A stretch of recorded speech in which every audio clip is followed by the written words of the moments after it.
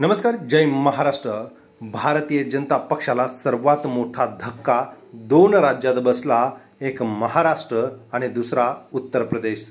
महाराष्ट्र आणि उत्तर प्रदेशात काही केलं तरी आमच्या जागा येणार हा आत्मविश्वास त्यांना नडला आणि याच वेळी ज्या 2 वर्षापूर्वीची फोडाफोडी झाली त्या फोडाफोडीमध्ये जे सहभागी झाले त्यांना जनतेने घरचा रस्ता दाखवला हे मात्र नक्की।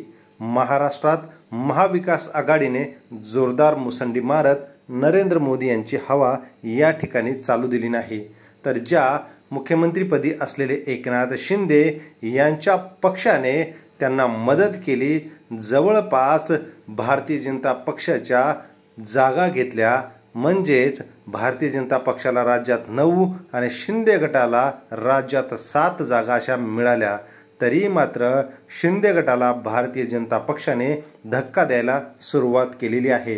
देशाचं मंत्रिमंडळ हे निश्चित झालेलं आहे आणि या मंत्रिमंडळात ना कॅबिनेट मंत्री ना राज्यमंत्री असं कोणतंही पद दिले नाही, तर एक विशेष प्रभार आणि स्थापन केलेलं राज्य मंत्रिमंडळ हे त्यांना देण्यात आलेलं आहे। तर अजित पवारांना ते सुद्धा देण्यात आलेलं नाही, कारण अजित पवारांचा एकच खासदार निवडून आलेला आहे।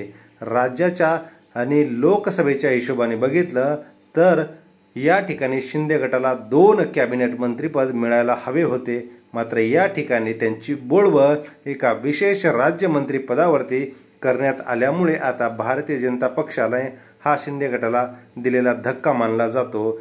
गरज सरो वैद्य मरो ही भारतीय जनता पक्षाची खेळी नेहमीचीच।